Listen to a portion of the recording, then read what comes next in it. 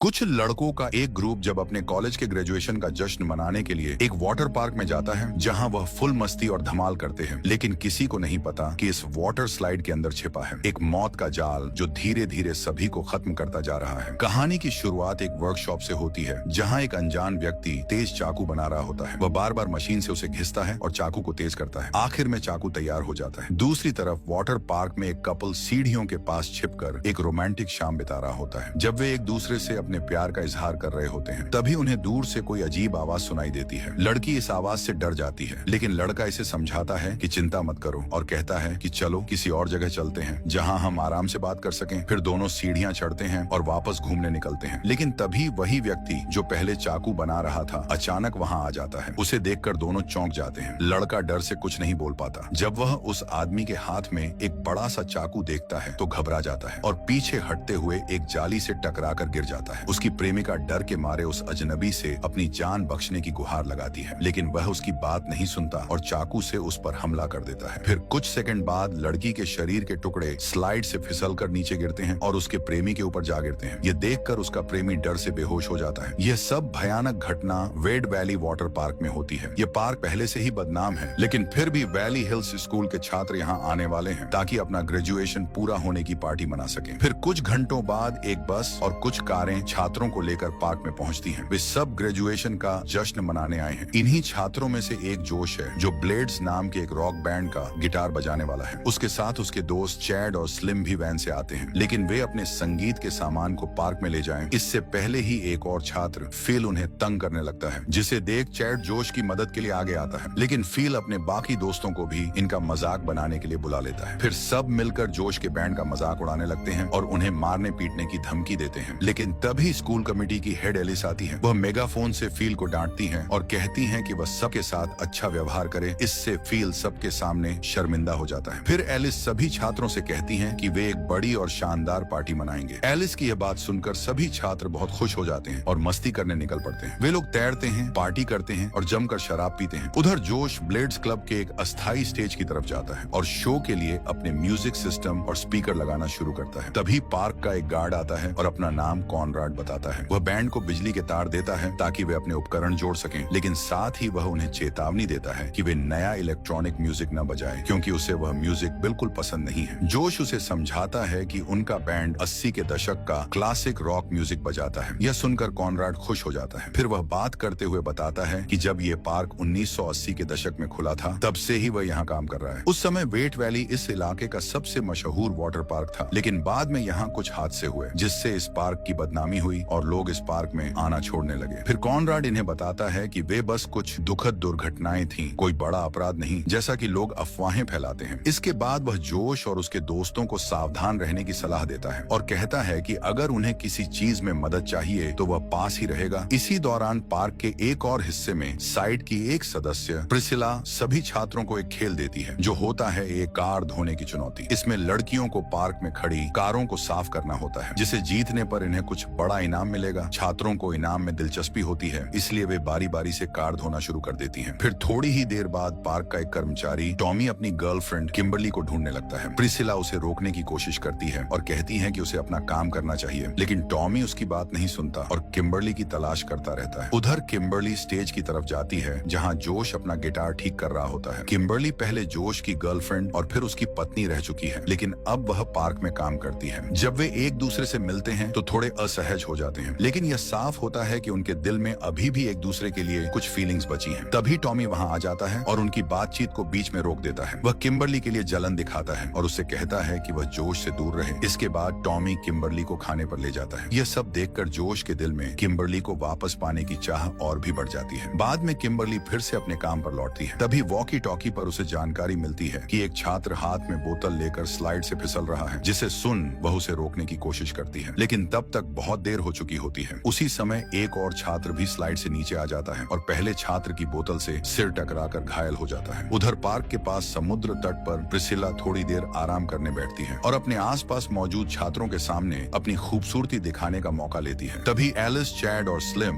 दूर से ये सब देख रहे होते हैं। तभी कुछ देर बाद फील वहां आता है और सोचता है कि वह भी प्रिसिला से बात करने की कोशिश करेगा, लेकिन जैसे ही वह ऐसा सोचता है, वह तीनों उसका मजाक उड़ाने लगते हैं, जिसे देख फिल गुस्से में आ जाता है और वहाँ से चला जाता है। इसके बाद स्लिम मौका देखकर प्रिसिला से बात करने के लिए आगे बढ़ता है, लेकिन इससे पहले कि वह कुछ कह सके उसे माइकल यानी जोश के पिता का फोन आ जाता है, जो उसे मिलने के लिए बुलाते हैं। स्लिम के लिए चीजें वैसे भी अच्छी नहीं थी और उन छात्रों के लिए तो और भी बुरी थी जो पूल में हादसे का शिकार हो गए थे। उन्हें एम्बुलेंस से अस्पताल ले जाया गया, लेकिन फिर भी पार्क के मालिक पॉल ने पार्क को बंद नहीं किया। उसने सिर्फ कॉनराड से कहा कि वह पूल को साफ कर दे। फिर कई घंटे बाद जोश और उसका बैंड वैन में इकट्ठा होता है। वो लोग टॉमी को किम्बरली के पास जाते हुए देखते हैं। तभी चैड और स्लिम टॉमी से कहते हैं कि वह शो के लिए साउंड मिक्सिंग में उनकी मदद करे, लेकिन टॉमी का मन नहीं था। फिर भी वह मान जाता है और तीनों साथ चले जाते हैं। इससे जोश और किम्बरली अकेले रह जाते हैं। जोश बिना ज्यादा सोचे किम्बरली को किस कर देता है। फिर दोनों अपने ब्रेकअप के बारे में बात करते हैं, जो एक गलत फहमी की वजह से हुआ था। बात करते करते उनकी फिर से सुलह हो जाती है। उधर जोश के पिता माइकल प्रिसिला के साथ पार्क के एक शानदार रेस्टोरेंट में होते हैं। तभी दूसरी तरफ जोश और किम्बरली चुपचाप टॉयलेट रूम में चले जाते हैं ताकि अपना रोमांटिक पल बीता सके, लेकिन उन्हें यह नहीं पता होता कि पास ही फिल छिपा हुआ है। फिल ने यह सिर्फ देखा ही नहीं बल्कि अपने मोबाइल से पूरा वीडियो भी रिकॉर्ड कर लिया। फिर रात होते ही जोश और किम्बरली एक दूसरे से अलग हो जाते हैं और तय करते हैं कि जो कुछ हुआ वो किसी को भी नहीं बताएंगे। फिर थोड़ी देर बाद बैंड का शो शुरू होता है और सब कुछ अच्छे से चल रहा होता है, लेकिन तभी फिल पार्टी में मौजूद सब लोगों को वो वीडियो दिखा देता है। ये वीडियो आखिर में टॉमी तक भी पहुंच जाता है, जिसे देख वह गुस्से से भर जाता है और स्टेज की तरफ भागता है। फिर वह जोश के चेहरे पर एक घूंसा मार देता है और दोनों के बीच जबरदस्त फाइटिंग स्टार्ट हो जाती है। इससे शो रुक जाता है। फाइटिंग को देख चैड अपने दोस्त जोश की मदद करने की कोशिश करता है, लेकिन टॉमी उसे भी मार देता है। स्लिम यह सब देखता है, लेकिन डर के मारे कुछ नहीं करता और पीछे हट जाता है। टॉमी फिर से जोश पर हमला करने ही वाला होता है, लेकिन तभी प्रिसिला वहां आ जाती है। वो टॉमी को रुकने को कहती है और उसे पार्क से बाहर भेज देती है। टॉमी उसकी बात मान तो जाता है, लेकिन जाने से पहले सबको धमकी देता है, यहाँ तक कि किम्बरली को भी जबरदस्ती अपने साथ ले जाने की कोशिश करता है। इस पूरी उथल पुथल के बाद प्रिसिला जोश से माफी मांगती है, लेकिन तभी उसका ध्यान पॉल की तरफ जाता है, जो एलिस के साथ खड़ा होता है। उन्हें समझ आ जाता है कि पॉल और एलिस का आपस में कोई रिश्ता है और फिर दोनों वहाँ से चले जाते हैं। इस बीच चैड जोश की मदद करता है और उसे उसके कमरे में वापस ले जाता है, लेकिन रास्ते में उनकी मुलाकात जोश के पिता से हो जाती है, जिसे देख चैड उन्हें अकेले छोड़ देता है। हालांकि जोश और उसके पिता के रिश्ते अच्छे नहीं हैं, फिर भी माइकल एक फिक्रमंद पिता बनने की कोशिश करता है और कहता है कि वह पूरा वाटर पार्क जोश को देने के लिए खरीद रहा है। लेकिन जोश गुस्से में कहता है कि उनकी दौलत होने के बावजूद वह कभी उसका प्यार या भरोसा नहीं जीत पाए। फिर थोड़ी देर बाद जब चैड अपने कमरे में होता है तो उसी समय किम्बरली वहाँ आती है और पूछती है कि जोश कहाँ है। लेकिन तभी थोड़ी देर में जोश भी वहाँ पहुँचता है और किम्बरली के साथ टहलने निकल जाता है ताकि वे बात कर सकें। रात शांति से बीतती है, लेकिन उसी दौरान वो रहस्यमयी आदमी जिसने पहले एक कपल की हत्या की थी वह फिर से वापस आता है। वो एक स्लाइड पर चढ़ जाता है और सुरंग के बीच में एक्स आकार में 2 तेज ब्लेड फिट कर देता है। फिर जब अगली सुबह माइकल उस वाटर पार्क को देख रहे होते हैं जिसे वो खरीदना चाहता है, तभी वह रहस्यमय आदमी चुपचाप पीछे से आता है और उन पर बंदूक तान देता है। माइकल डर जाता है और पूछता है कि वो क्या चाहता है, लेकिन वो आदमी कुछ नहीं कहता बल्कि माइकल के पैर में गोली मार देता है और उसे जबरदस्ती एक स्टोरेज रूम में जाने को कहता है। माइकल बाहर निकलने की कोशिश करता है, लेकिन जैसे ही वो स्टोरेज का दरवाजा खोलता है वहाँ उसे पहले ही इसके द्वारा मारे गए उस कपल की डेड बॉडी मिलती है, जिसे देख माइकल को सदमा लगता है और वह अपनी जान की भीख मांगता है। मगर वो रहस्यमयी आदमी बिल्कुल दया नहीं दिखाता और उसे भी गोली मारकर मार डालता है। उधर टॉमी लगातार किम्बरली को माफी मांगते हुए मैसेज करता रहता है और चाहता है कि वे फिर से साथ आ जाएं, लेकिन तभी वह हैरान रह जाता है जब कॉनराड उसकी कार में आकर बैठ जाता है। कॉनराड टॉमी से कहता है कि उसे किम्बरली को भूल जाना चाहिए, क्योंकि सच ये है कि तुमने कभी उससे प्यार नहीं किया। टॉमी को ये बात बुरी लगती है और वो कहता है कि कॉनराड को अपने काम से मतलब रखना चाहिए और अपनी कार से चले जाने के लिए कहता है, जिसे सुन कॉनराड कार से उतर जाता है, लेकिन जाते जाते टॉमी का मजाक उड़ाता है। इसी समय समुंदर के किनारे एक छोटा लड़का अपनी माँ के साथ होता है। उसका पैर जख्मी होता है। वह अपनी माँ से कहता है कि वह उसे घर ले चले, लेकिन उसकी माँ कहती है कि उन्होंने पहले ही पूरे दिन के पैसे दे दिए हैं। फिर वो उसके पैर पर लगाने के लिए एक प्लास्टिक की पन्नी फेंक देती है, जिसे लड़का मजबूरी में अपनी माँ की बात मानता है और वहीं खेलता रहता है। खेलते खेलते उसे रेत में दबा एक पुराना टेप प्लेयर मिल जाता है, जो चमत्कारिक रूप से अभी भी काम कर रहा होता है। उसमें हेडफोन भी लगे होते हैं और वह टेप चलाकर गाने सुनने लगता है, लेकिन उसकी माँ को अब भी उसकी कोई परवाह नहीं होती। लेकिन दूसरी तरफ आज सारा दिन पार्क में सामान्य तरीके से चलता रहता है। तभी कॉनराड एक वाटर राइड में पानी छोड़ने के लिए क्रैंक घुमाता है, लेकिन उसे नहीं पता कि अंदर किसी ने एक तेज ब्लेड वाला जाल लगा दिया है, जिससे हालात और खराब हो सकते हैं। उसी दिन छात्रों की एक मजेदार प्रतियोगिता होती है, जिसे टोबोगन दौड़ कहा जाता है। इस खेल में 3-3 लोगों की टीम बनाई जाती है, जिन्हें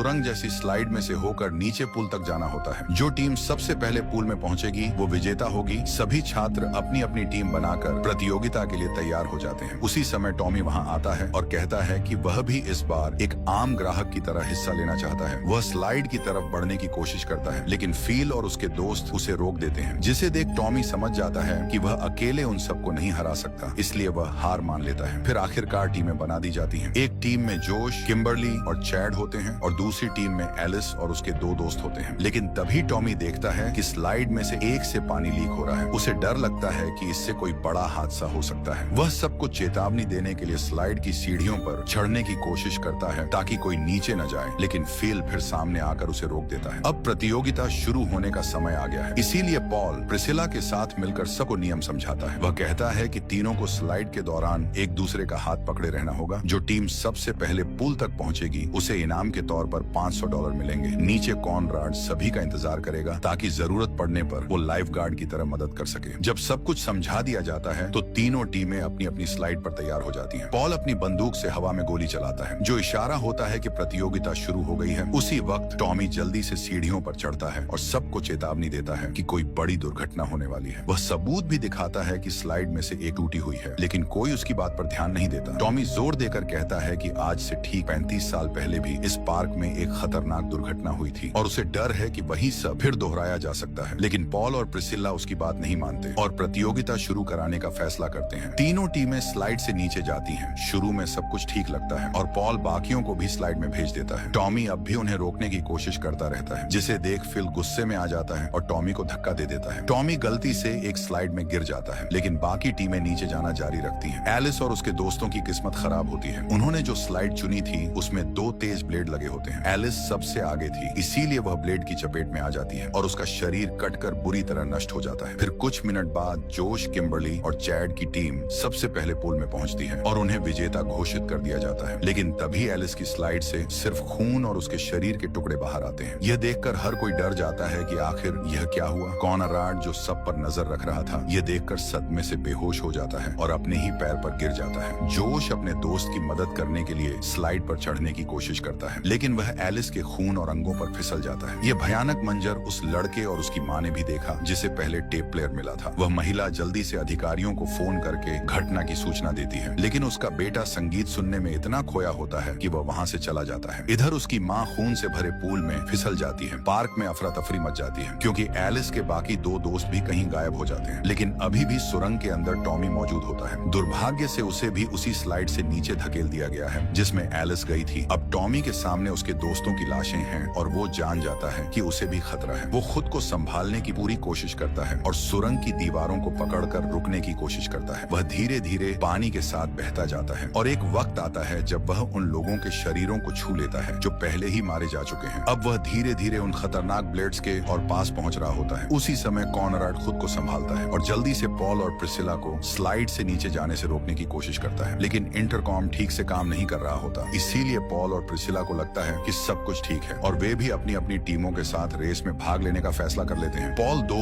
और छात्रों के साथ स्लाइड से नीचे जाता है, जबकि प्रिसिला, फिल और उसके दोस्तों के साथ दूसरी स्लाइड से नीचे जाती है। इस तरह एक और टीम सुरंग में प्रवेश कर जाती है। टॉमी के लिए यह और भी दुखद होता है क्योंकि अब पॉल की टीम उसी स्लाइड से आती है जिसमें टॉमी है। जब पॉल की टीम की 2 लड़कियां स्लाइड में आती हैं, तो वे टॉमी को धक्का दे देती हैं और वह सीधा ब्लेड की तरफ चला जाता है। इस तरह वह भी एक और शिकार बन जाता है। पॉल, जो स्लाइड से नीचे जाने में पहले ही डर रहा था, आखिरी मिनट में खुद को रोकने की कोशिश करता है। कुछ मिनट बाद जोश, जो बाहर से स्लाइड पर चढ़ गया था, पॉल को ढूंढ लेता है और उसे बाहर खींचने की कोशिश करता है, लेकिन पॉल ऊपर नहीं चढ़ पाता और फिसल कर नीचे गिर जाता है। इतनी बड़ी अफरा तफरी के बाद कॉनराड, किम्बरली और चैड से कहता है कि वे पानी की सप्लाई बंद कर दें ताकि और लोग स्लाइड से नीचे न जा सकें। किम्बरली उसकी बात मानती है और पार्क के स्टोरेज रूम में जाती है, लेकिन वहाँ वह और खून देखती है और उसे माइकल की लाश भी मिलती है। जोश भले ही पॉल को नहीं बचा पाया, लेकिन वह टोबोगन की सीढ़ियों पर चढ़ता है और सबको चिल्लाकर नीचे न जाने को कहता है। वह सभी को चेतावनी देने की कोशिश करता है कि नीचे क्या हो रहा है, लेकिन जब वह फील के दोस्तों से मिलता है तो उनमें से एक जिद में आकर उसकी बात नहीं मानता और स्लाइड से नीचे चला जाता है। फिर भी जोश हार नहीं मानता और जितने हो सके उतने लोगों को रोकने की कोशिश करता है, लेकिन फील के बाकी दोस्त उसकी बातें अभी भी नहीं सुनते और उसे जबरदस्ती एक स्लाइड में धक्का दे देते हैं। किस्मत से वो वही स्लाइड नहीं होती जिसमें ब्लेड लगे थे। बाद में कॉनराड भी सीढ़ियों पर चढ़ता है, हालांकि उसका पैर घायल होता है। फिर भी वह सभी को नीचे जाने से रोकने की कोशिश करता लगता है, लेकिन जोश की तरह उसे भी फील के दोस्तों ने धक्का दे दिया। फिर जोश सही सलामत पूल में गिरता है, लेकिन अब पूल पूरी तरह से खून से भर गया है। वहीं स्लाइड जिसमें अपराधी ने एक्स आकार के तेज ब्लेड लगाए थे, वह मरे हुए लोगों के शरीर के हिस्सों से भर चुकी है। एक बार फिर वेट वैली वाटर पार्क में वही पुरानी भयानक घटना दोहराई गई और यह दुखद खबर पूरे इलाके में महीनों तक चर्चा का विषय बन गई। इस घटना के कुछ महीनों बाद जोश अपनी प्रेमिका किम्बर्ली के साथ एक वकील के दफ्तर में बैठा होता है। वकील जोश को उसके मर चुके पिता की वसीयत के बारे में जानकारी देता है। वसीयत में जोश को उसकी पूरी संपत्ति के साथ साथ वेट वैली वाटर पार्क भी मिला है। वकील बताता है कि उसके पिता चाहते थे कि इस जगह पर एक शॉपिंग सेंटर बनाया जाए, लेकिन अब उनके ना होने के कारण इस काम को पूरा करने के लिए जोश की अनुमति जरूरी है। जोश इस निर्माण कार्य के लिए हामी भरता है और सारे कागजों पर साइन करता है, जिससे उसे इस सौदे से मिलने वाला पैसा मिल जाएगा। उसी समय प्रिसिला भी कमरे में होती है। वह पार्क के पुराने मालिक की पत्नी थी, इसलिए उसे भी इस प्रॉपर्टी की बिक्री का हिस्सा मिलता है। फिर जोश उसे गले लगाता है और कहता है कि जो कुछ भी हुआ उसके लिए वह माफी चाहता है, खासकर इसलिए कि वह उसके पति की जान नहीं बचा पाया। प्रिसिला उसे दिलासा देती है और कहती है कि वेट वैली में जो भी हुआ उसके लिए जोश जिम्मेदार नहीं है। लेकिन जैसे ही जोश उससे बात करता है, प्रिसिला के चेहरे पर एक अजीब और संदिग्ध भाव आ जाता है। फिर उसे अपने बचपन की एक पुरानी याद आती है। वो खुद को एक बच्ची के रूप में याद करती है जब वह वेट वैली पार्क में टोबोगन स्लाइड पर जा रही थी और फिर पूल में अपने पिता की लाश देखती है। उसने उस वक्त मदद के लिए पार्क के स्टाफ को पुकारा था, लेकिन वे लोग एक दूसरे के साथ रोमांस करने में व्यस्त थे और किसी ने उसकी मदद नहीं की। उस दिन मदद न मिलने की वजह से उसके पिता की मौत हो गई थी। तभी से प्रिसिला ने मन में बदला लेने की ठान ली थी और इस पार्क को हमेशा के लिए बंद कराने का इरादा कर लिया था। उसे ये मौका माइकल के जरिए मिला। उसने माइकल को अपने जाल में फंसा लिया ताकि वह पार्क खरीद सके। उसकी योजना सफल रही। पार्क खरीदने के बाद प्रिसिला ने वहाँ और भी खतरनाक हमलों की योजना बनाई ताकि पार्क को दोबारा खोलने का कोई मौका न बचे। फिर आखिरकार पार्क को बेच दिया गया और उसकी जगह एक शॉपिंग मॉल बना दिया गया। तो दोस्तों, आपको ये फिल्म कैसी लगी नीचे कमेंट्स में जरूर बताएं।